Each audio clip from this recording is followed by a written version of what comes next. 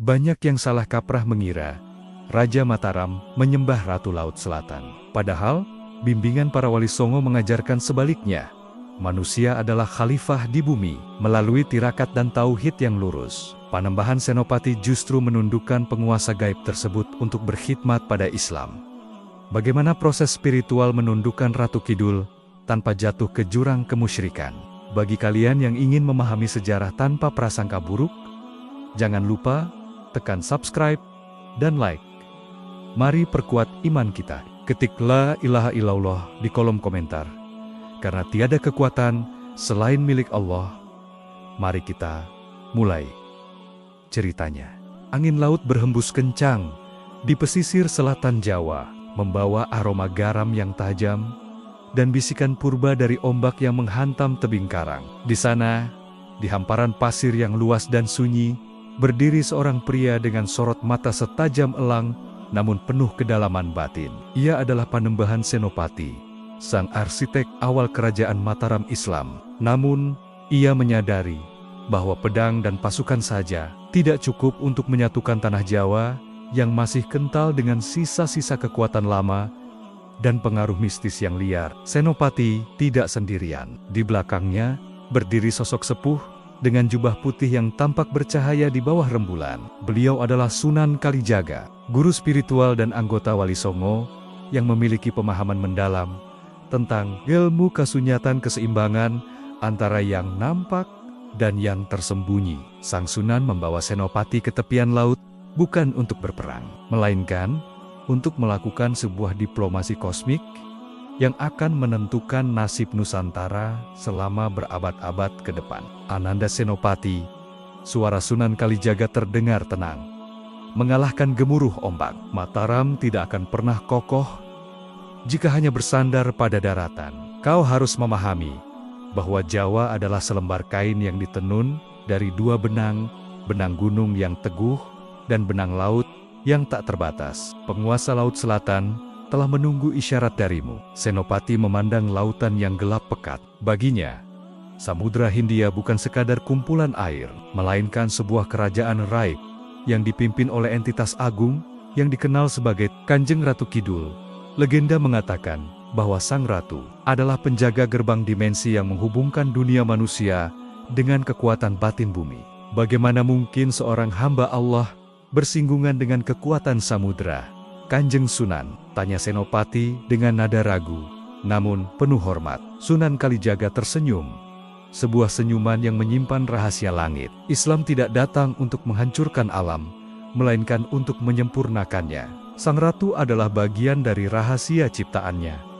Hubungan ini bukanlah penyembahan, melainkan kesepakatan untuk menjaga keseimbangan. Jika Mataram menjaga syariat di darat, maka laut akan menjadi benteng gaibmu dari serangan luar yang tidak kasat mata. Malam itu, Senopati memulai laku prihatinnya. Ia duduk bersila di tepi pantai, melakukan dizikir yang diajarkan oleh Sunan Kalijaga. Seiring dengan kalimat La ilaha illallah yang bergetar di dadanya, permukaan laut yang tadinya bergejolak, tiba-tiba menjadi tenang, sehalus cermin. Dari tengah samudra, muncul sebuah fenomena cahaya hijau zamrud yang perlahan mendekat ke daratan. Udara mendadak dipenuhi aroma bunga melati yang sangat wangi. Kontras dengan bau laut. Dari dalam air, muncullah kereta kencana yang ditarik oleh kuda-kuda putih yang seolah berlari di atas buih. Di dalamnya duduk sosok wanita dengan kecantikan yang melampaui imajinasi manusia. Mengenakan busana kebesaran hijau tua dengan mahkota emas yang berkilau. Inilah sang penguasa Laut Selatan. Pertemuan itu bukanlah pertemuan romantis seperti yang sering disalahartikan dalam dongeng pasar, melainkan sebuah kontrak spiritual. Sang Ratu mengakui cahaya nubuah yang dibawa oleh Sunan Kalijaga dan keberanian Senopati sebagai pemimpin baru Jawa. Namun, ia memberikan syarat, Mataram harus menjadi pelindung bagi rakyat kecil dan penjaga tradisi yang suci. Jika kau mampu menegakkan keadilan di atas bumi, suara Sang Ratu terdengar seperti dentuman lonceng haib, maka seluruh pasukanku yang tak terlihat akan menjadi pagar betis bagi keratonmu. Tidak akan ada armada asing yang mampu menembus pantai selatan tanpa izinku. Tapi ingat, saat kau melupakan rakyatmu, maka ombakku akan menjemput tahtamu. Sunan Kalijaga melangkah maju. Meletakkan tangannya di atas tumpukan pasir, beliau merapal doa-doa khusus, mengunci perjanjian tersebut dengan asma-asma suci. Seketika, pasir di bawah tangan beliau berubah menjadi butiran-butiran emas, yang kemudian tertiup angin menuju ke arah calon lokasi Keraton Mataram di Kota Gede. Itulah simbol paku bumi Haib yang pertama. Senopati merasakan sebuah kekuatan luar biasa merasuk ke dalam jiwanya. Ia tidak lagi merasa sebagai pemuda yang ambisius, melainkan sebagai pengemban amanah.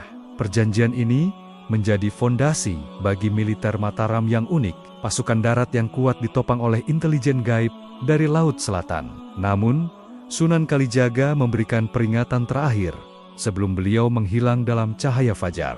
Hubungan ini adalah ujian bagi egomu.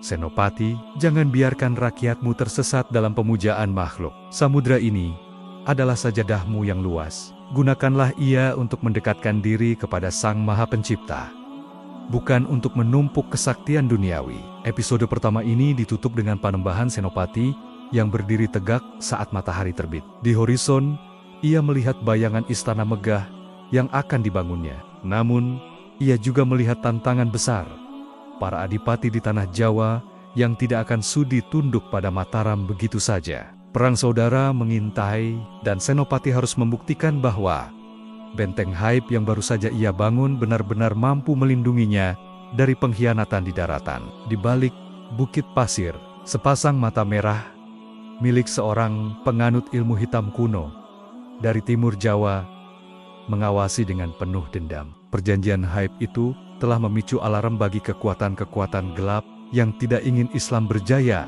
di tanah Jawa. Perang antara cahaya wali dan kegelapan purba baru saja dimulai. Kabar tentang persekutuan Panembahan Senopati dengan penguasa Laut Selatan menyebar seperti api di atas rumput kering. Di wilayah timur, tepatnya di sekitar runtuhan candi-candi tua yang kini tertutup hutan jati, seorang adipati bernama Ki Ageng Bangah merasa terancam. Ia bukan hanya seorang penguasa wilayah, melainkan pewaris ilmu hitam Kala Cakra yang konon mampu memanggil arwah-arwah prajurit dari zaman kegelapan untuk bangkit kembali. Mataram hanyalah bayi yang mencoba menggenggam gunung, geram Ki Ageng Bangah di depan altar batu yang dipenuhi sesaji hitam. Senopati pikir dia bisa memerintah Jawa hanya dengan dukungan laut. Dia lupa bahwa tanah ini memiliki akar yang lebih tua dari bimbingan Wali Songo. Dengan ritual berdarah, Ki Ageng Bangah membangkitkan entitas yang dikenal sebagai Bhairawa Ruat. Ini adalah kumpulan energi negatif dari dendam-dendam masa lalu yang bersemayam di reruntuhan bangunan kuno. Udara di sekitar Mataram yang tadinya sejuk oleh doa Sunan Kalijaga, tiba-tiba berubah menjadi pekat dan menyesakkan.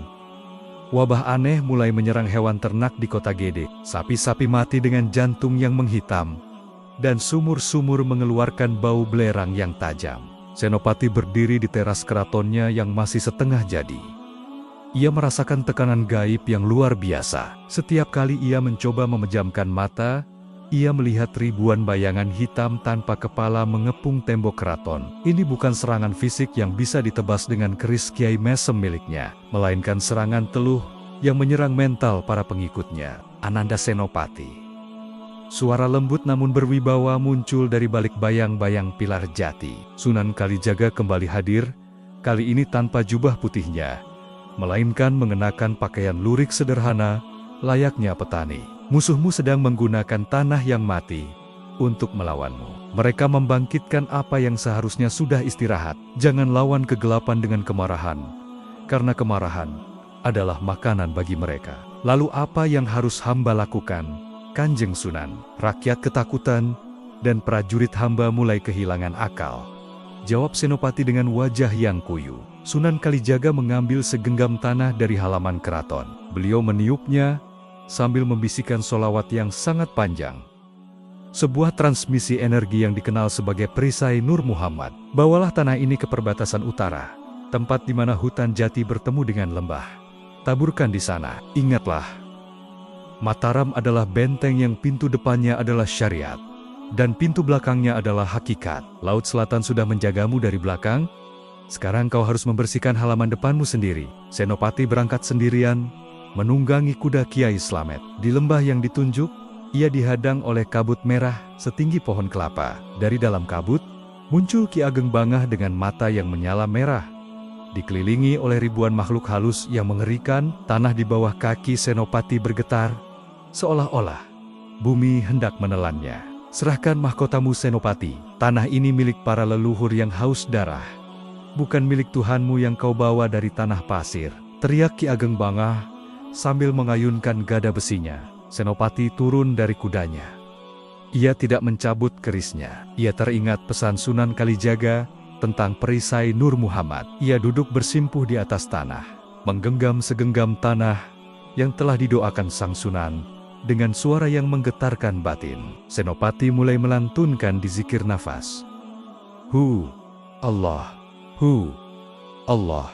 Setiap kali asma Allah itu diucapkan, dari tubuh Senopati keluar gelombang cahaya putih keperakan yang sangat lembut namun sangat kuat. Cahaya itu menyentuh makhluk-makhluk halus tersebut. Ajaibnya, makhluk-makhluk itu tidak hancur meledak, melainkan mereka tampak menjadi tenang. Wajah-wajah mereka yang penuh dendam perlahan berubah menjadi damai dan kemudian memudar menjadi butiran cahaya yang kembali ke alam barzah. Ki Ageng Bangah terperangah. Ilmu hitamnya yang selama ini tak terkalahkan, seolah-olah tidak berguna di hadapan energi yang begitu murni. Ilmu apa ini? Kenapa pasukanku tidak mau menyerang? Ini bukan ilmu untuk membunuh Ki Ageng, ucap Senopati sambil menaburkan tanah dari tangannya. Ini adalah pengingat bahwa semua yang berasal dari tanah akan kembali kepada sang pemilik tanah. Dendamu hanya akan memenjarakanmu. Mataram hadir bukan untuk menghapus masa lalu, tapi untuk menyucikannya dengan nur cahaya. Tiba-tiba, terdengar suara gemuruh dari arah selatan. Meskipun tempat itu jauh dari pantai, suara ombak laut selatan terdengar sangat nyata di telinga mereka. Langit yang tadinya merah pekat, tiba-tiba disapu oleh angin kencang yang membawa hawa dingin samudra. Ini adalah bantuan dari Kanjeng Ratu Kidul. Sang Ratu mengirimkan angin pembersih untuk menyapu sisa-sisa energi negatif yang dibangkitkan Ki Ageng Bangah. Ki Ageng Bangah terjatuh.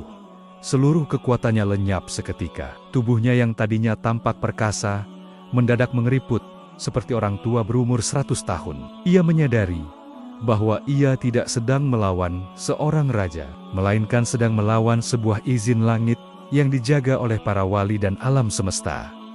Ampuni aku, Senopati, rintihnya sebelum pingsan. Senopati tidak membunuh musuhnya. Ia memerintahkan prajuritnya untuk merawat Ki Ageng Bangah dan membangun sebuah langgar mushola di lokasi bekas pemujaan hitam tersebut. Ini adalah strategi benteng Haib yang sesungguhnya, mengubah tempat kutukan menjadi tempat sujud. Malam itu, Senopati kembali ke pesisir selatan untuk melapor secara batin. Di atas batu karang Parangtritis, ia melihat bayangan sang ratu tersenyum dari kejauhan di atas ombak. Isyarat telah diberikan.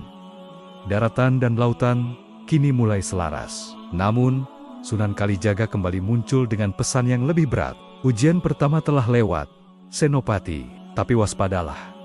Saat kau berhasil menyatukan Jawa, musuh yang sebenarnya bukan lagi dari bangsa jin atau penganut ilmu hitam. Musuhmu adalah mereka yang datang dari seberang samudera dengan kapal-kapal besar dan hati yang kosong dari Tuhan.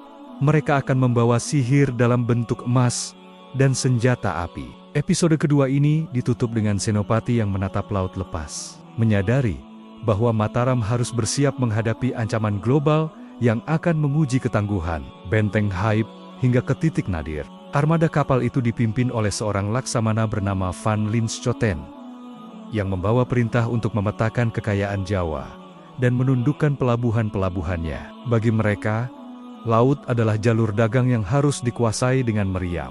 Mereka tidak percaya pada penunggu laut, tidak percaya pada karomah para wali, dan menganggap legenda Ratu Kidul hanyalah dongeng pengantar tidur para pelaut yang ketakutan. Tembakan meriam ke arah pantai. Perintah Van Linschoten saat kapalnya mendekati wilayah Parangtritis. Kita akan tunjukkan pada penduduk pribumi ini bahwa guntur buatan kita lebih nyata daripada dewa-dewa mereka. Dentuman meriam memecah kesunyian pantai selatan. Bola-bola besi panas melesat, menghujam pasir dan menghancurkan beberapa karang. Di dalam keraton Mataram, Panembahan Senopati merasakan getaran hebat. Ia bukan bergetar karena takut, melainkan karena ia merasakan kemarahan alam yang tersulut oleh kesombongan asing. Senopati segera menuju ke pantai. Namun kali ini ia tidak membawa pasukan berkuda. Ia hanya membawa sebuah kendi tanah berisi air dari sumur Gumuling dan selembar daun jati yang telah dirajah oleh Sunan Kalijaga. Di sana, ia melihat pemandangan yang mengerikan. Kapal-kapal asing itu terus memuntahkan api, mencoba meruntuhkan mental rakyat Mataram sebelum mereka mendarat. Kanjeng Sunan, bisik Senopati dalam hatinya, memanggil koneksi spiritual dengan sang guru. Apakah besi-besi panas ini harus dibalas dengan besi pula? Suara Sunan Kalijaga bergema pelan di telinganya, seolah terbawa angin laut. Besi akan kalah oleh air? Jika air itu memiliki jiwa, panggillah kawan lamamu di kedalaman. Ingatkan dia akan janji di atas pasir Manasuka. Laut ini bukan milik mereka yang membawa api, tapi milik mereka yang membawa kedamaian. Senopati melangkah ke bibir ombak. Air laut yang dingin menyentuh kakinya. Ia menuangkan air dari kendi tanahnya ke dalam samudra, lalu melemparkan daun jati rajah itu ke tengah pusaran ombak. Ia mulai membaca Hizib Bahar, sebuah doa perlindungan samudra yang memiliki frekuensi untuk menggerakkan elemen air. Tiba-tiba, langit yang tadinya cerah berubah menjadi gelap gulita dalam hitungan detik. Awan hitam bergulung-gulung membentuk pusaran raksasa, tepat di atas armada kapal Van Linschoten. Dari tengah laut, muncul gelombang setinggi gunung yang dikenal sebagai alun-alun kidul. Gelombang purba yang hanya keluar saat laut merasa terhina. Di atas puncak gelombang itu, samar-samar terlihat ribuan prajurit gaib yang menunggangi kuda-kuda berbuih. Mereka adalah Laskar Kidul, pasukan tak kasat mata yang menjadi benteng lapis pertama Mataram. Kapal-kapal Belanda yang tadinya tampak perkasa, kini terlihat seperti mainan kayu yang terombang-ambing di tengah badai. Apa yang terjadi? Ini bukan badai biasa, teriak Van Linschoten sambil memegang kemudi yang mulai patah. Lihat ke air, kenapa airnya berubah menjadi hijau pekat? Meriam-meriam mereka meledak di dalam larasnya sendiri. Serbuk mesiu yang mereka bawa mendadak basah kuyup, meski berada di dalam palka yang tertutup rapat. Setiap kali mereka mencoba menembak ke arah daratan, angin kencang justru membelokkan bola besi itu kembali ke arah kapal mereka sendiri. Ini adalah sihir pembalik dari energi Laut Selatan. Senopati berdiri mematung di pantai. Ia melihat sebuah tangan raksasa yang terbuat dari air muncul dari kedalaman samudra, mencengkeram tiang utama kapal pemimpin Belanda dan mematahkannya seperti sebatang lidi. Di tengah badai itu, muncul suara tawa halus namun menggetarkan dari arah samudra.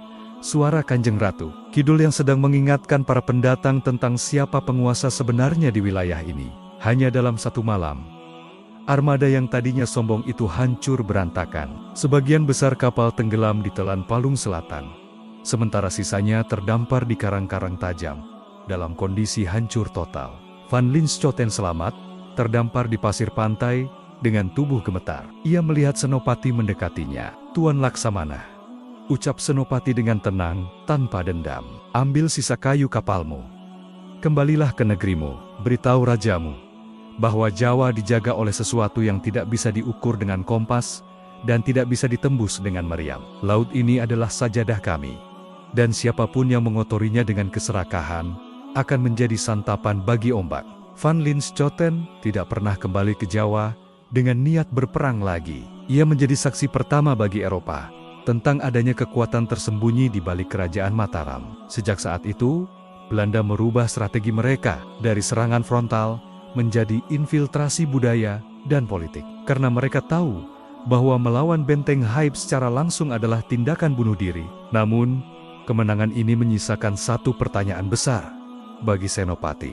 Mengapa para wali mengizinkan orang-orang asing itu sampai ke tepian Jawa? Sunan Kalijaga muncul di sampingnya saat badai telah reda. Mereka adalah ujian bagimu, Senopati. Mereka membawa logika materi. Suatu saat nanti, rakyatmu mungkin akan lebih tertarik pada emas mereka daripada jikirmu. Saat itulah benteng Haib ini akan mulai retak, bukan dari luar, melainkan dari dalam hati orang-orang Mataram sendiri. Episode ketiga ini ditutup dengan Senopati yang kembali ke keraton. Di tengah perjalanan, Ia melihat seorang pemuda desa yang sedang memegang kepingan koin perak Belanda yang terdampar, menatapnya dengan mata penuh binar kekaguman. Senopati menyadari, perang melawan meriam sudah berakhir.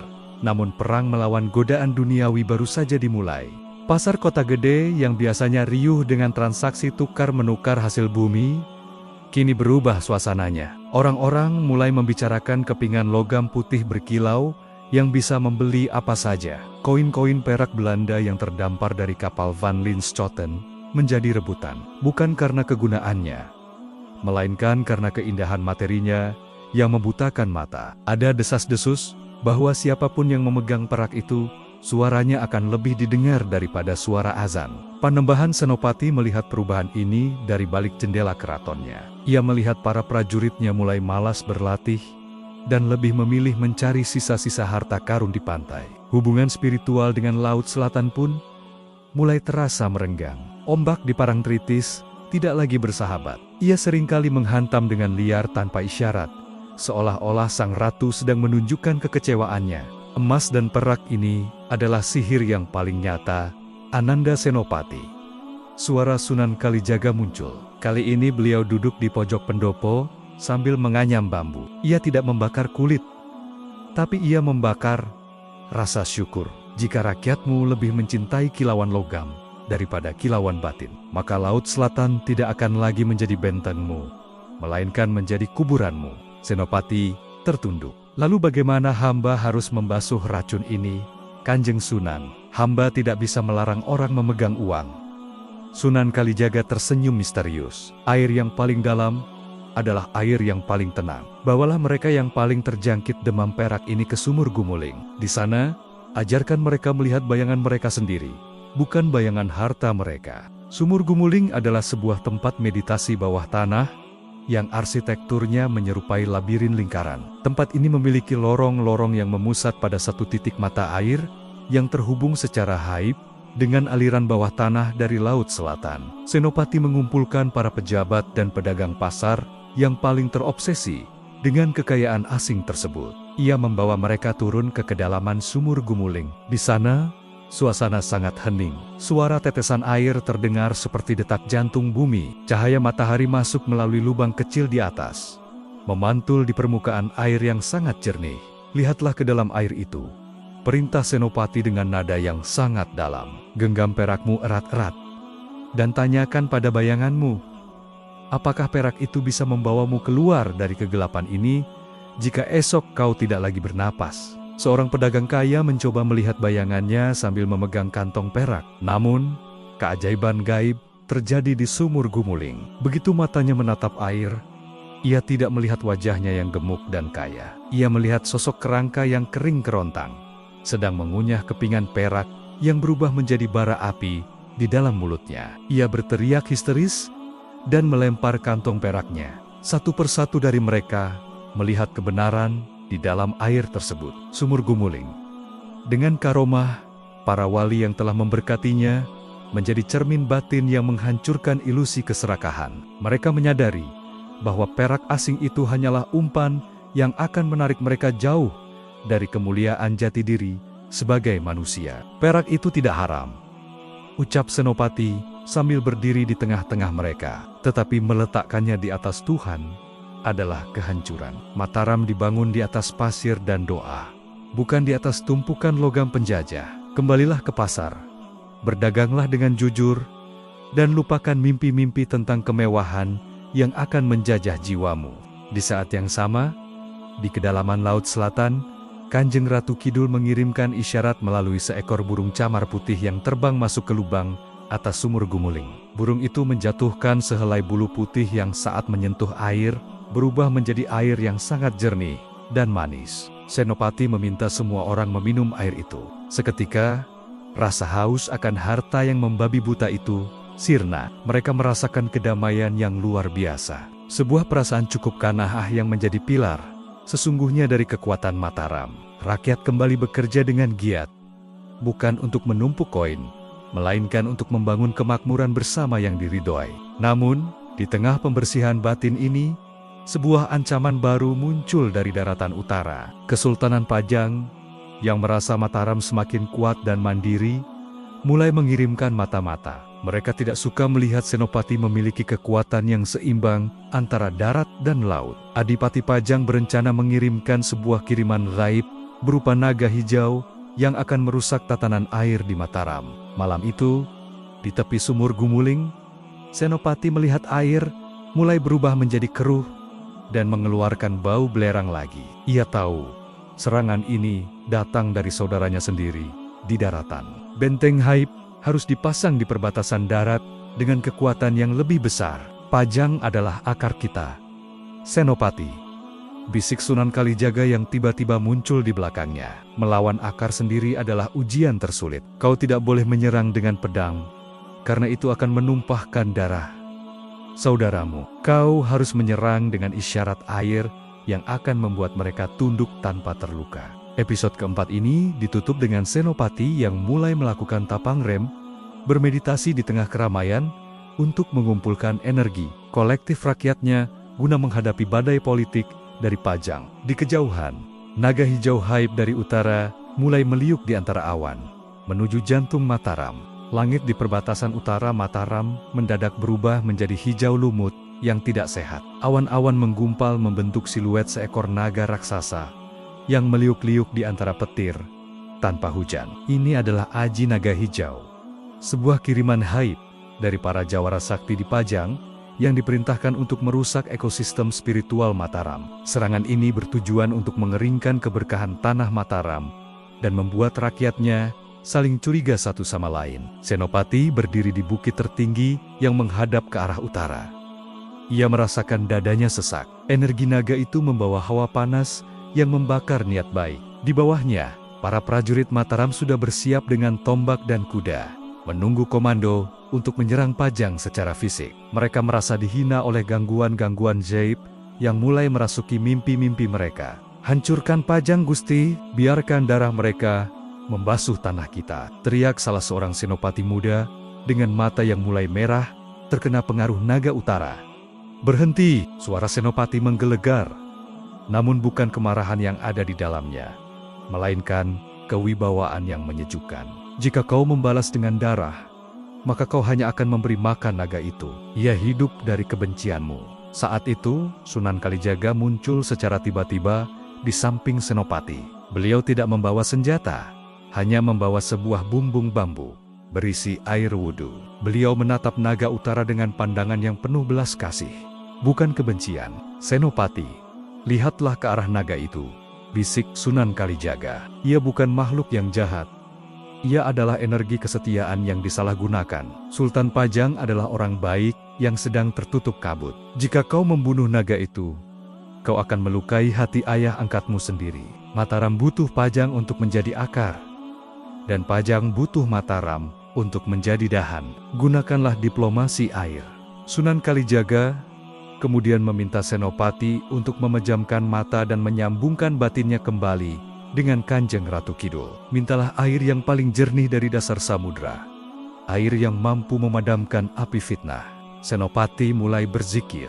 Dalam penglihatan batinnya, ia melihat sang ratu tersenyum di tengah ombak samudra selatan. Sang ratu menggerakkan tangannya, dan dari dasar laut muncul sebuah mata air yang memancar lurus menuju ke atas, menembus lapisan bumi, dan keluar melalui sela-sela batu di bukit tempat Senopati berdiri. Mata air itu kemudian mengalir perlahan menuju arah utara, arah datangnya naga hijau. Ajaibnya, air itu tidak mengalir di atas tanah, melainkan mengalir di udara, membentuk sebuah sungai cahaya yang berkilauan. Saat sungai cahaya itu bersentuhan dengan kabut hijau sang naga, naga itu tidak meledak atau melawan. Justru, naga tersebut perlahan-lahan mulai mengecil dan mendarat di aliran air tersebut. Warna hijaunya yang tadinya kusam berubah menjadi hijau segar, seperti daun jati yang baru disiram hujan. Naga itu sedang mandi, gumam Sunan Kalijaga sambil tersenyum. Ia sedang disucikan dari racun bisikan jahat. Setelah naga itu tenang, ia berubah menjadi sesosok pemuda dengan pakaian prajurit Pajang yang tampak linglung. Pemuda itu adalah Ki Penjawi, salah satu orang kepercayaan Sultan Pajang yang telah disulap menjadi media kiriman gaib Tanpa ia sadari, ia jatuh pingsan di depan Senopati. Bawa dia kembali ke Pajang dengan penuh hormat. Perintah Senopati kepada pasukannya, bawakan juga air dari sungai cahaya ini dalam kendi emas. Katakan pada Sultan Pajang, ini adalah kiriman dari anaknya yang rindu akan nasihatnya. Katakan padanya bahwa air dari selatan ini cukup untuk memadamkan api. Apapun yang mencoba membakar Pajang, kiriman air itu sampai ke hadapan Sultan Pajang. Saat sang Sultan meminumnya, kabut yang menutupi pikirannya seketika sirna. Beliau menangis, menyadari bahwa ia hampir saja menghancurkan anaknya sendiri karena hasutan para menteri yang haus perang. Sultan Pajang kemudian memerintahkan seluruh pasukannya untuk mundur dan menyatakan bahwa Mataram adalah saudara kandung Pajang yang tidak boleh diganggu. Kemenangan tanpa perang ini menjadi salah satu tonggak terkuat benteng gaib Mataram. Rakyat menyadari bahwa kedaulatan tidak selalu harus ditegakkan dengan pedang. Namun, Sunan Kalijaga kembali memberikan peringatan yang sangat dalam. Senopati, kau telah berhasil memenangkan hati saudaramu. Tapi ketahuilah, naga yang kau jinakan tadi hanyalah bayangan dari naga yang lebih besar yang akan lahir dari dalam dirimu sendiri. Naga kekuasaan. Suatu saat, kau akan merasa bahwa kau adalah orang paling sakti di tanah Jawa. Saat itu tiba, Laut Selatan akan terasa jauh, dan doa-doaku akan sulit menembus dinding egomu. Senopati tertegun. Ia menyadari bahwa ujian sebagai pemimpin sejati bukan terletak pada seberapa banyak musuh yang ia kalahkan, melainkan pada seberapa mampu ia menaklukkan dirinya sendiri. Ia memutuskan untuk melakukan tapa, pendem, mengubur diri dalam kesunyian selama 40 hari untuk menetralkan sisa-sisa energi naga tersebut. Namun, di masa kesunyian itu, ia dikunjungi oleh sosok wanita dari Laut Selatan dalam mimpinya. Sang ratu memperingatkan bahwa ada sebuah kekuatan besi dari tanah timur yang sedang membangun persekutuan dengan bangsa-bangsa dari seberang lautan untuk menyerang Mataram dari jalur perdagangan. Episode kelima ini ditutup dengan Senopati yang keluar dari pertapaannya dengan rambut yang sudah memanjang dan sorot mata yang semakin dalam. Ia memanggil para arsitek keraton dan berkata, "Bangunlah tembok di sekeliling kota Gade, tapi jangan gunakan semen biasa. Gunakan campuran pasir pantai selatan dan tanah wudhu para ulama. Kita akan membangun Beteng Baluwerti, benteng yang setiap batunya mengandung nafas dizikir. Di pelabuhan-pelabuhan besar seperti Semarang dan Jepara, kapal-kapal asing mulai bekerja sama dengan para adipati pesisir yang merasa iri pada kemajuan Mataram. Mereka menghentikan aliran garam, ikan, dan barang-barang penting menuju pedalaman. Tujuannya jelas, membuat rakyat Mataram kelaparan, memicu kerusuhan, dan akhirnya memaksa Senopati untuk tunduk pada syarat dagang yang menghina martabat bangsa. Pasar Kota Gede, yang biasanya menjadi jantung ekonomi Mataram, mulai lesu. Harga-harga melambung tinggi, dan bahan pangan pokok mulai menipis. Para pedagang mulai mengeluh, dan kegelisahan merayap di setiap sudut kampung. Ini adalah serangan yuda ekonomi perang urat syaraf yang menyerang kebutuhan dasar manusia. Senopati berdiri di atas tembok Baluwerti yang baru setengah jadi.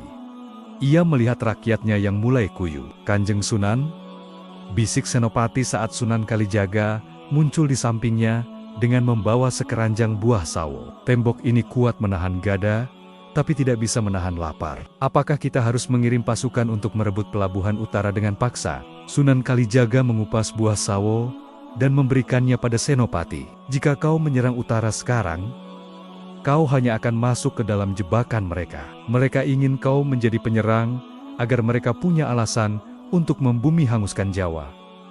Mataram harus belajar bahwa rezeki tidak hanya datang dari dermaga, tapi dari ketaatan pada sang pemberi rezeki." Sunan Kalijaga kemudian mengajak Senopati menuju sebuah lahan kosong di sisi selatan keraton, tempat yang langsung berhadapan dengan hembusan angin Samudra Hindia. Di sana, beliau meminta para santri dan petani berkumpul. "Tanamlah butiran jagung dan padi ini," perintah Sunan Kalijaga sambil mengeluarkan kantong kain kecil yang tampak kusam. "Tapi, setiap kali kalian memasukkan benih ke tanah, bacalah solawat pohon uang yang telah aku ajarkan. Mintalah pada bumi agar ia mengeluarkan isinya, dan mintalah pada laut agar ia mengirimkan garamnya melalui udara. Ritual penanaman itu dilakukan dengan khidmat. Di saat yang sama, Senopati melakukan riadah di tepi pantai Parangtritis. Ia memohon kepada Kanjeng Ratu Kidul agar membantu mencukupi kebutuhan rakyatnya yang sedang dizalimi. Malam itu, terjadi fenomena gaib yang tak masuk akal. Kabut tebal dari laut selatan naik ke daratan, namun kabut ini tidak basah oleh air biasa. Kabut ini membawa partikel-partikel garam murni yang mengkristal di atas daun-daun jati di hutan sekitar Mataram. Rakyat hanya perlu mengumpulkan kristal tersebut untuk memenuhi kebutuhan garam mereka. Sementara itu, di lahan pertanian yang baru ditanam, tanaman padi dan jagung tumbuh dengan kecepatan yang ajaib. Hanya dalam 7 hari, tanaman itu sudah menguning dan siap panen dengan bulir yang besar dan bernas. Inilah karomah pangan Mataram. Blokade di utara menjadi tidak berarti saat para adipati pengkhianat dan pedagang asing menunggu kabar tentang kelaparan di Mataram. Mereka justru mendengar berita bahwa pasar Kota Gede melimpah ruah dengan hasil bumi yang jauh lebih berkualitas dari sebelumnya. Bagaimana mungkin, teriak Van Linschoten yang kini menjadi penasihat di pesisir utara. Kita sudah menutup jalur mereka selama berbulan-bulan. Kekuatan Haib Mataram membuktikan bahwa kemandirian adalah benteng yang paling sulit ditembus. Rakyat semakin mencintai Senopati, bukan karena kesaktiannya berperang, melainkan karena kemampuannya menjamin piring nasi mereka melalui jalur langit. Blokade ekonomi itu akhirnya gagal total, karena para pedagang di utara justru merugi sendiri, akibat tidak ada yang membeli barang mereka. Namun, di tengah kemakmuran ini, muncul ujian baru dari arah timur. Adipati Surabaya yang sangat perkasa mulai merasa gerah. Ia adalah seorang pejuang yang jujur, namun sangat keras kepala. Ia menganggap karomah Mataram hanyalah trik sihir untuk menipu rakyat. Ia mengirimkan tantangan duel 1 lawan 1 kepada Senopati. Sebuah pertarungan fisik murni tanpa melibatkan pasukan, untuk menentukan siapa yang layak disebut sebagai penguasa tertinggi tanah Jawa. Jika kau benar-benar dijaga oleh laut dan wali, tulis Adipati Surabaya dalam surat tantangannya. Temui aku di lembah Tambak Beras. Kita buktikan siapa yang memiliki otot yang diridhoi Tuhan. Sunan Kalijaga menatap surat itu dan menghela napas. Senopati, ini adalah ujian keberanianmu. Adipati Surabaya bukan orang jahat. Dia hanya butuh melihat bahwa kekuatanmu bukan berasal dari jin, melainkan dari ketundukanmu. Pergilah, tapi jangan bawa keris pusakamu. Bawalah sajadah samudra yang diberikan oleh Ratu Kidul. Episode ke-6 ini ditutup dengan Senopati yang berangkat menuju timur tanpa pengawalan besar. Ia hanya membawa selembar kain biru tua yang berkilauan seperti air laut. Di hadapannya, lembah Tambak Beras sudah dipenuhi oleh energi ketegasan dari timur yang siap meledak. Adipati Surabaya tidak membuang waktu.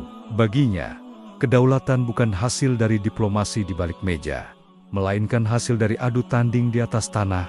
Senopati, jika kau memang terpilih oleh langit, tunjukkan padaku bahwa doamu bisa menahan tajamnya tombakku, teriak sang adipati sambil memacu kudanya.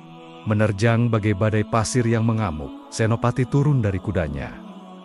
Ia tidak mencabut keris, ia justru membentangkan kain biru tua pemberian Ratu Kidul di atas tanah lembah yang berdebu. Kain itu bukan kain biasa, ia ditenun dari serat cahaya bulan dan dicelup dalam saripati air samudera terdalam. Begitu kain itu menyentuh tanah, udara di sekitar Senopati mendadak berubah menjadi sejuk. Seolah-olah ia membawa mikrokosmos Laut Selatan ke tengah daratan Jawa Timur. TRANG, tombak Kiai Plaret, menghantam udara kosong tepat di atas kain tersebut. Adipati Surabaya tertegun. Ia merasa ujung tombaknya seperti menabrak dinding air yang sangat padat, namun lentur. Setiap kali ia menyerang, gerakannya melambat secara haib, seolah-olah ia sedang bertarung di dalam kedalaman air yang pekat. Apa ini? Ilmu sihir macam apa yang kau gunakan, Senopati? Geram Adipati Surabaya. Napasnya mulai memburu. Ini bukan sihir, Kakang Adipati, jawab Senopati sambil duduk bersila di atas kain tersebut. Sajadah samudra. Ini adalah istiqomah. Lautan tetap tenang, meski ribuan sungai membuang kotoran ke dalamnya. Jika kau menyerang dengan amarah, kau hanya akan tenggelam dalam amarahmu sendiri. Mari kita bicara sebagai saudara, bukan sebagai musuh. Namun, di balik semak belukar di pinggiran lembah, sepasang mata licik mengawasi. Ia adalah Durno Picis, seorang sisa pengikut ilmu hitam yang ingin melihat Jawa hancur berkeping-keping. Ia meniupkan tiupan aji panyerepan ilmu penyesat rasa ke arah Adipati Surabaya. Seketika, pandangan sang Adipati berubah. Ia tidak lagi melihat Senopati, melainkan melihat sosok monster yang hendak menelan harga dirinya. Adipati Surabaya meraung. Ia mengeluarkan ilmu puncaknya. Braja Musti, tangannya bercahaya merah membara, siap menghantam tanah dan menciptakan gempa yang akan menghancurkan apapun di atasnya. Senopati menyadari adanya campur tangan gaib yang gelap. Ia segera memegang pinggiran sajadah samudra dan mengibaskannya ke arah langit. Ja, Alyu, Ja, Kalum. Seketika, dari kain biru itu memancar gelombang air haib yang sangat jernih, membumbung tinggi, membentuk naga air raksasa yang langsung menerjang kabut hitam kiriman Durno Picis. Ledakan energi terjadi di udara. Durno Picis yang bersembunyi terpental. Tubuhnya hangus oleh benturan energi suci tersebut. Adipati Surabaya tersentak.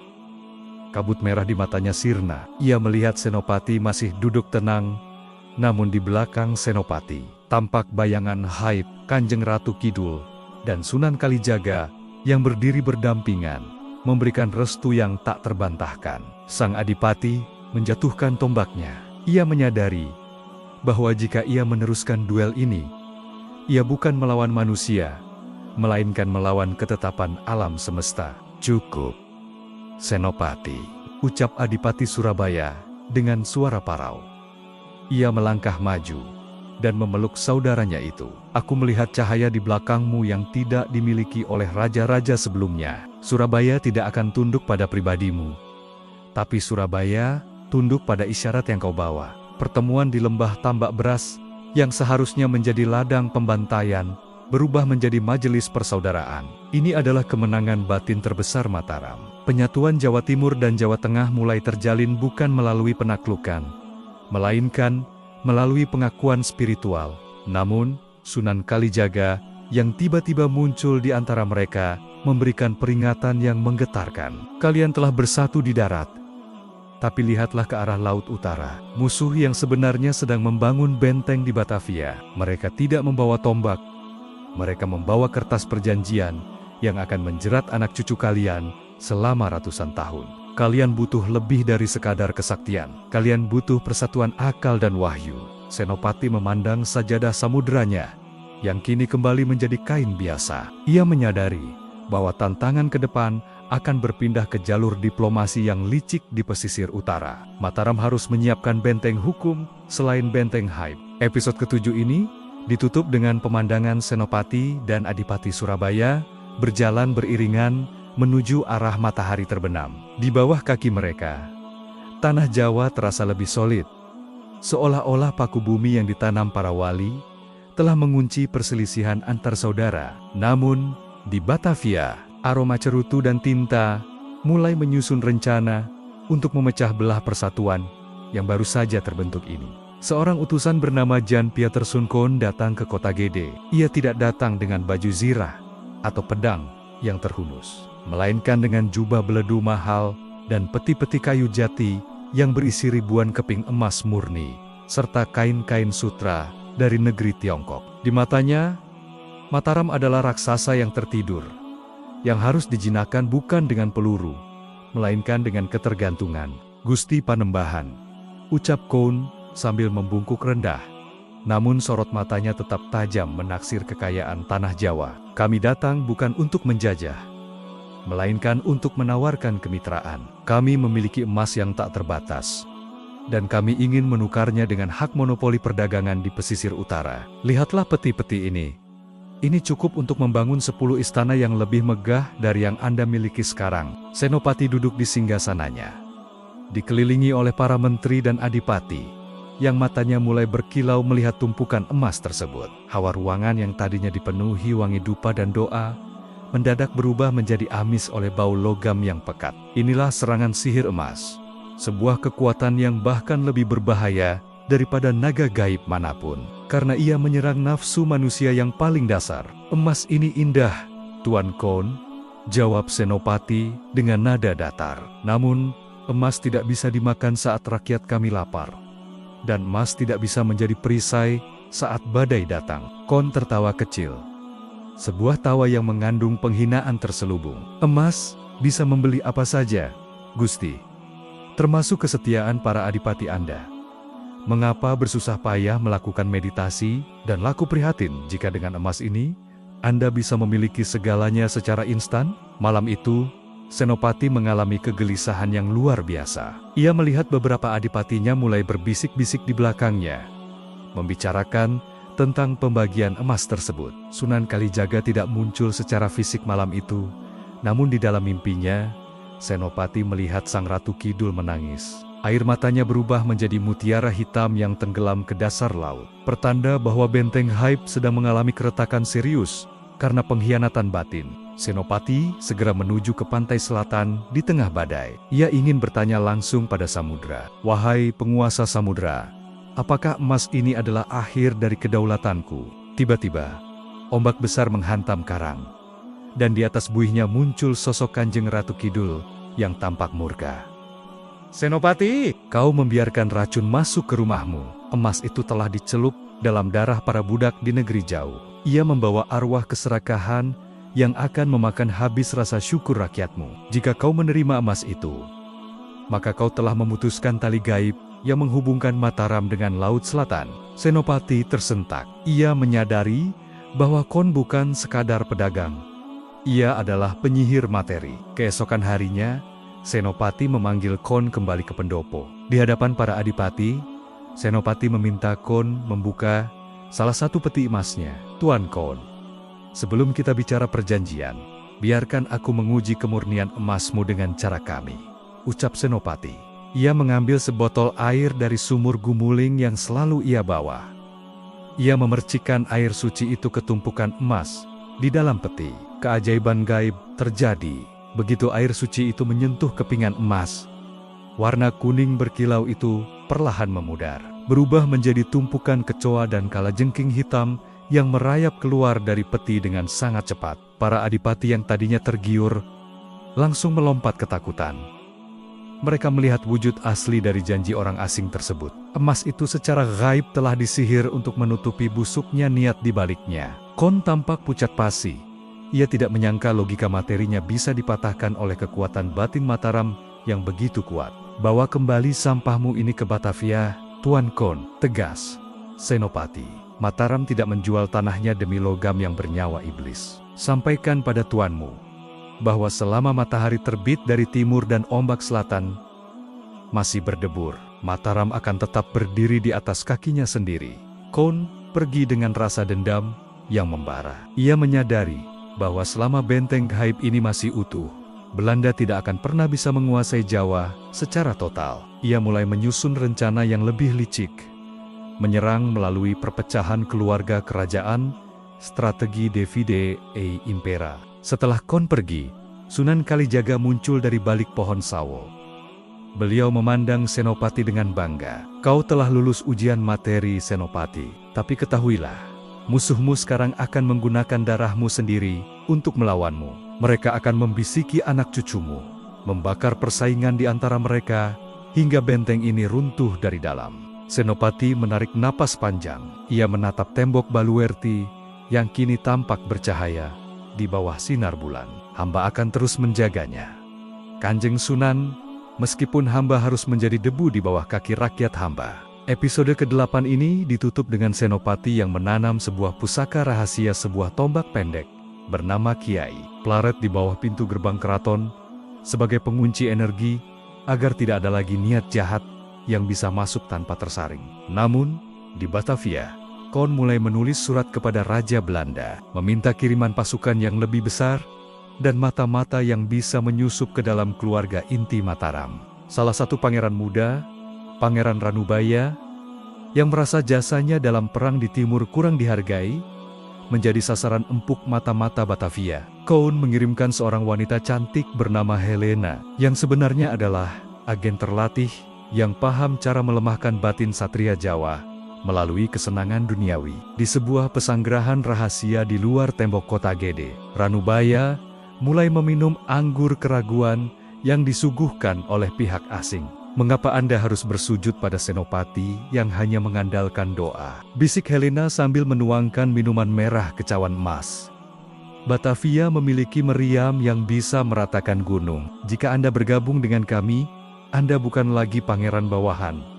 Anda adalah Raja Jawa yang modern. Pengaruh gaib dari Laut Selatan mulai meredup di sekitar Ranubaya. Jimat Kiai Nogo Siluman yang dipakainya mendadak terasa panas dan akhirnya retak. Ini adalah tanda bahwa niat berkhianat telah memutus perlindungan para wali.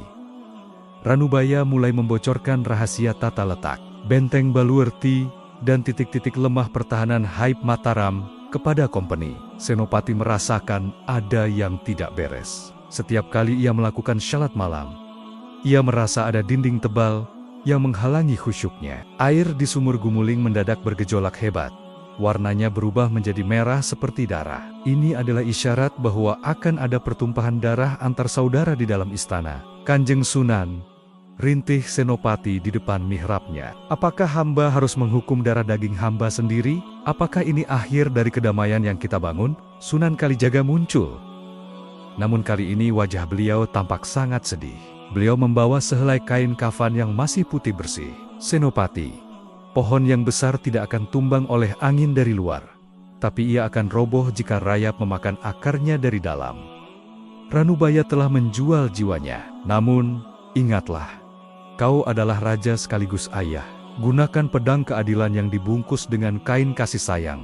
Malam itu, pasukan Foch yang dipandu oleh informasi dari Ranubaya mencoba melakukan serangan senyap melalui pintu rahasia di sisi tenggara benteng. Mereka membawa bahan peledak untuk menghancurkan sendang keramat yang menjadi sumber energi gaib Mataram. Ranubaya sendiri memimpin di depan, mengenakan baju zirah pemberian Belanda yang konon tahan peluru. Namun, saat mereka hampir menyentuh gerbang, langit di atas kota gede mendadak membelah. Bukan petir yang turun, melainkan suara gaib yang menggetarkan sukma. Kanjeng Ratu Kidul muncul di atas benteng, mengenakan busana perang berwarna hijau tua, dengan memegang busur cahaya.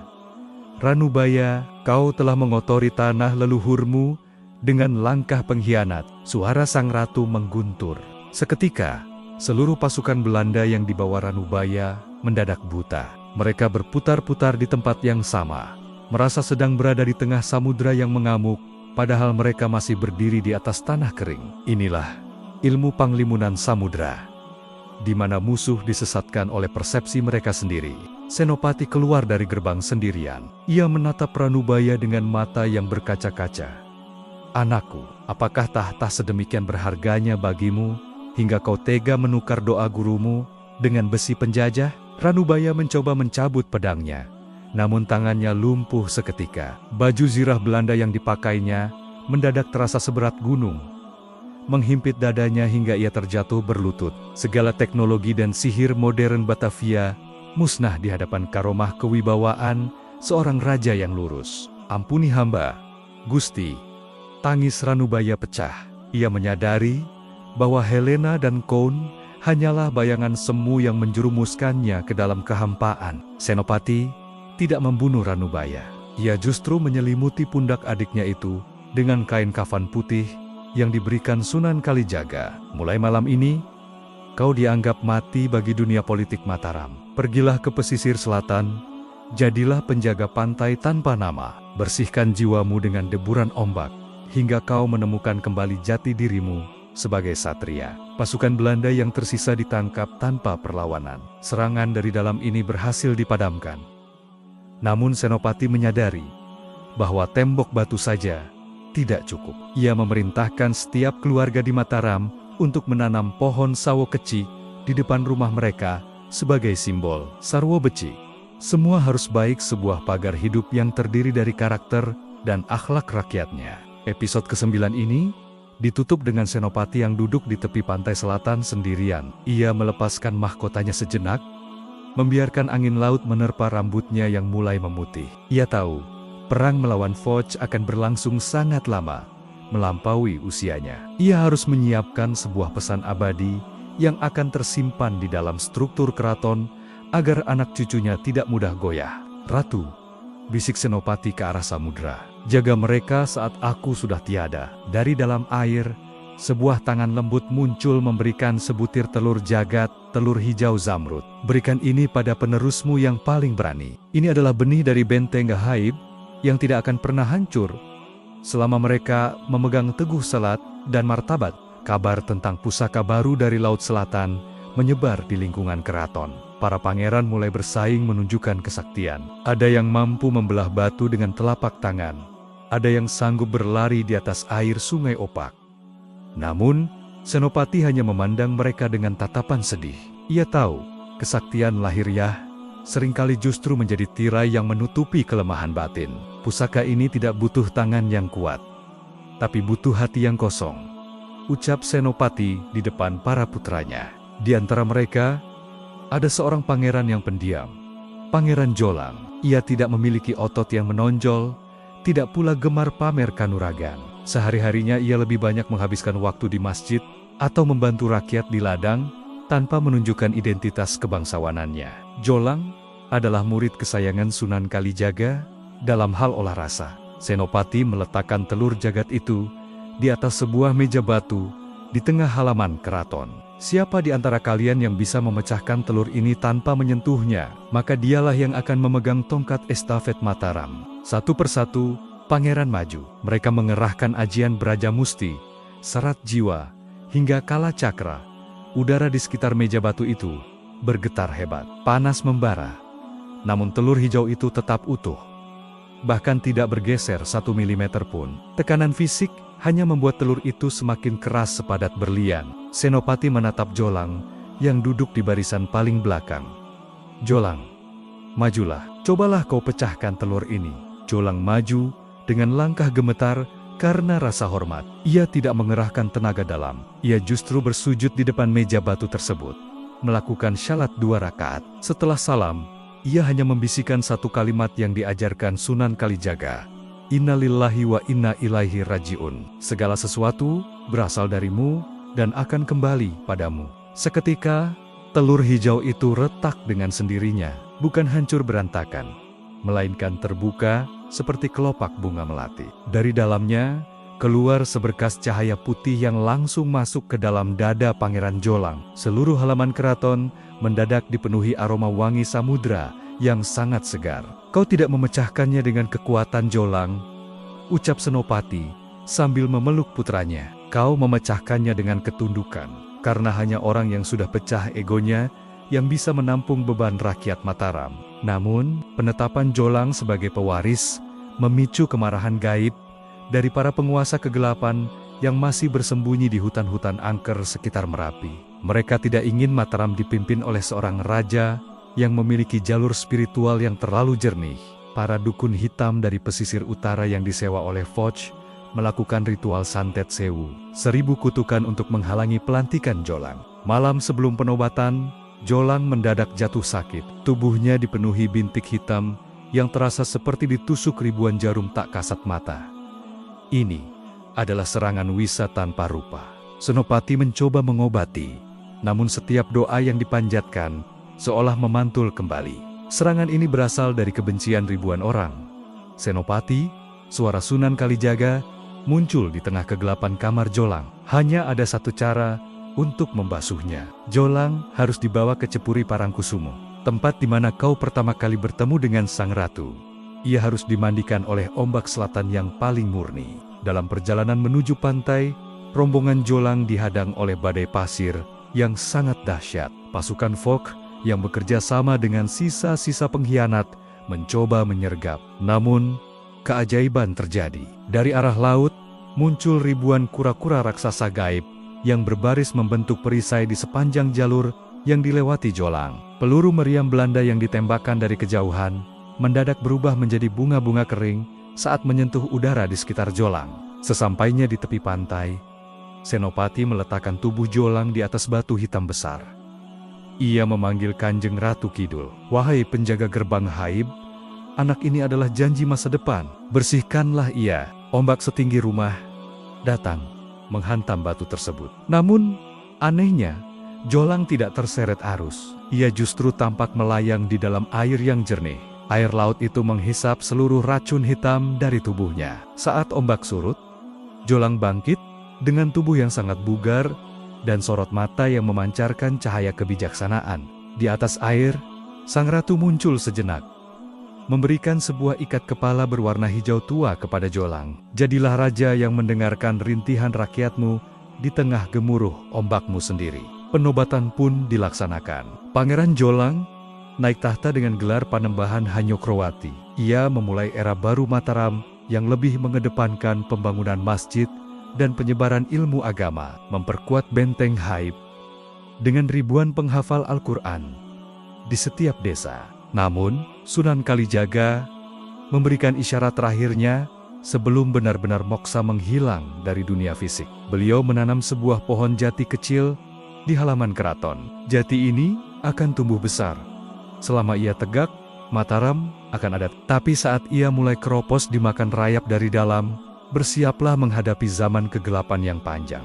Episode KX ini ditutup dengan Senopati yang mulai menyerahkan seluruh urusan pemerintahan kepada Jolang. Ia sendiri memilih untuk menghabiskan hari-harinya di sebuah gua sunyi di pesisir selatan, menjaga pintu gaib agar tidak ada lagi kekuatan asing yang bisa menembus batin Jawa.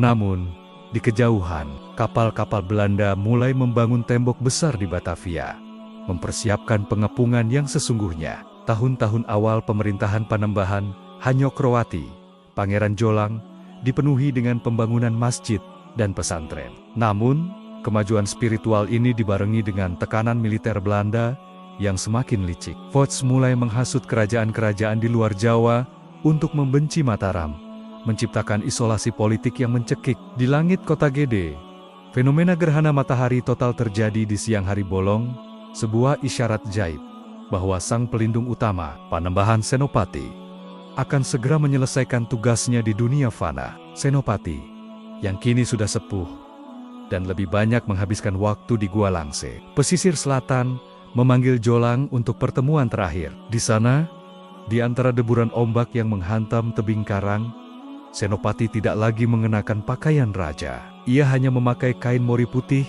yang melambangkan kesucian niat. Jolang, anakku, suara Senopati terdengar lirih, namun berwibawa, menyatu dengan deru angin laut. Gerhana ini bukan tanda kehancuran, melainkan tanda bahwa Mataram harus mati suri sejenak untuk mengumpulkan energi. Aku akan segera berpulang ke haribaannya. Namun, ingatlah sumpahku di pantai ini. Selama keturunanmu menjaga wudhu dan sujudnya, Laut Selatan akan tetap menjadi bentengmu, meski meriam Belanda memenuhi langit. Tiba-tiba, dari tengah samudera, muncul pusaran air raksasa. Dari dalamnya keluar Kanjeng Ratu Kidul yang menunggangi naga air perak. Sang ratu tampak berduka, namun matanya memancarkan ketegasan. Ia memberikan sebuah pusaka terakhir kepada Senopati untuk diteruskan kepada Jolang. Sebuah cincin mata samudera yang di dalamnya terdapat setetes air dari telaga Al-Kautsar yang dititipkan oleh para wali. Senopati, tugasmu sebagai paku bumi telah usai, ucap sang ratu.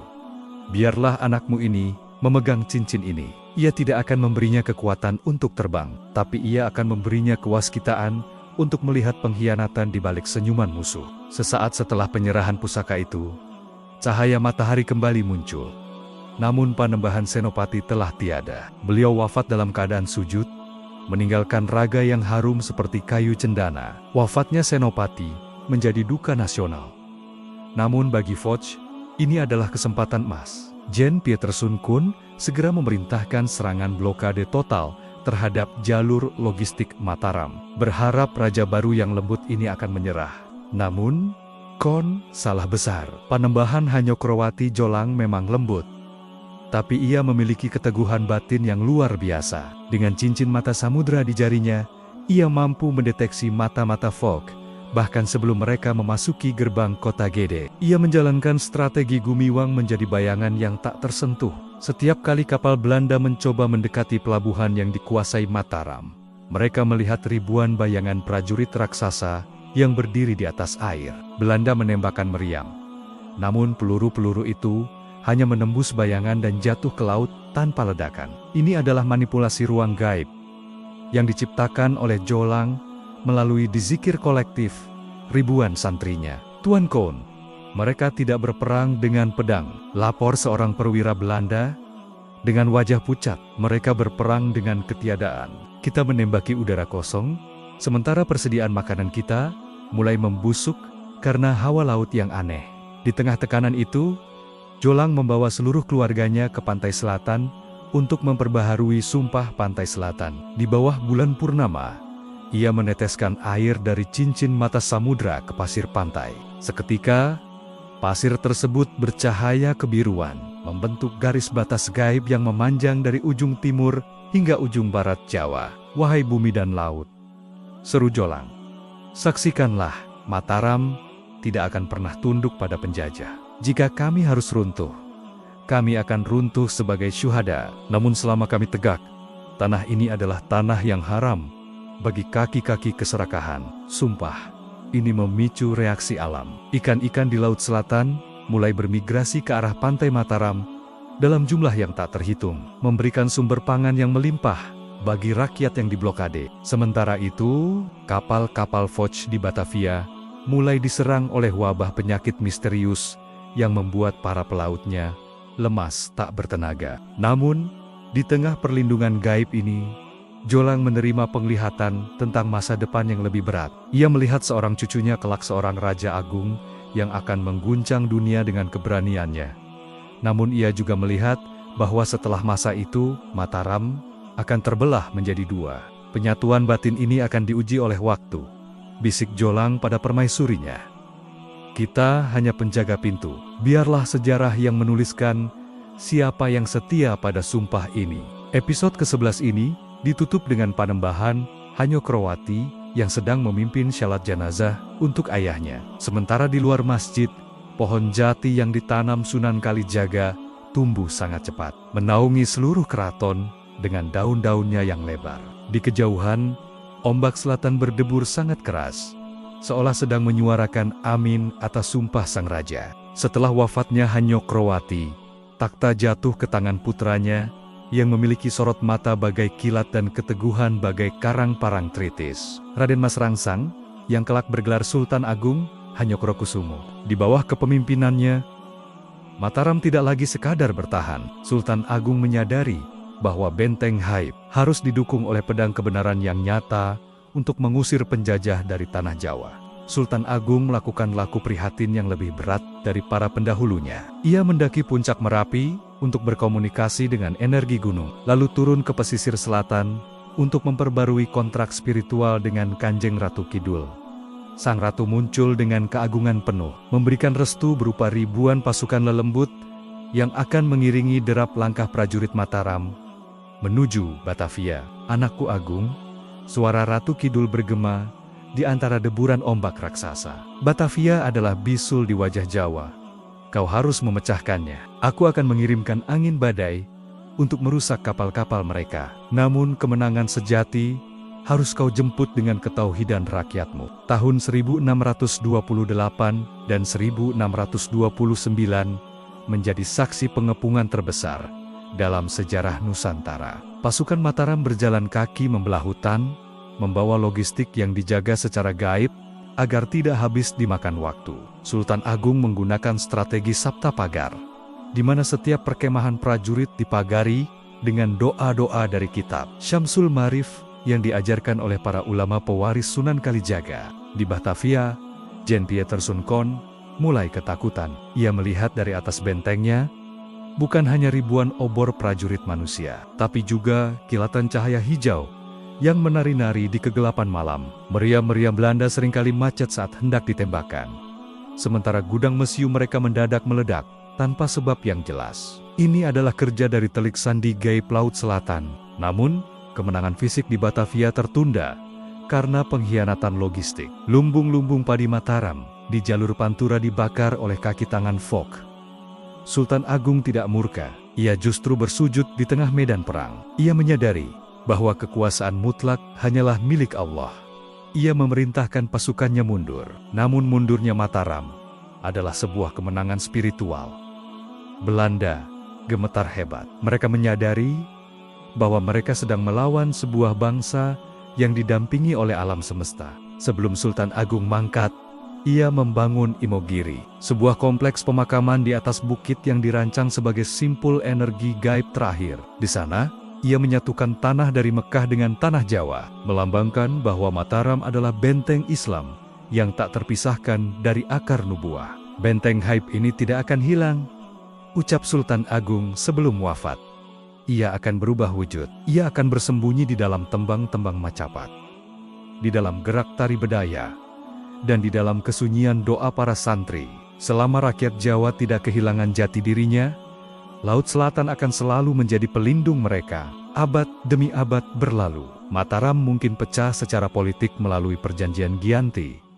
Namun, secara spiritual, benteng Haib itu tetap utuh. Hingga hari ini, hubungan antara penguasa Yogyakarta dan Surakarta dengan Laut Selatan tetap menjadi misteri yang dihormati. Labuhan dan sesaji bukan lagi soal pemujaan makhluk, melainkan simbol harmoni antara manusia, alam laut, dan Sang Pencipta. Rahasia hubungan wali dan penguasa Laut Selatan adalah rahasia tentang keseimbangan, bahwa sebuah negara tidak bisa tegak hanya dengan senjata meriam atau uang emas, melainkan harus memiliki akar gaib berupa doa dan integritas spiritual. Setiap kali badai besar mengancam kedaulatan bangsa, konon ombak di Parangtritis akan berdebur lebih keras, dan sayup-sayup terdengar suara derap kaki kuda pasukan gaib yang dipimpin oleh bayangan para raja dan wali.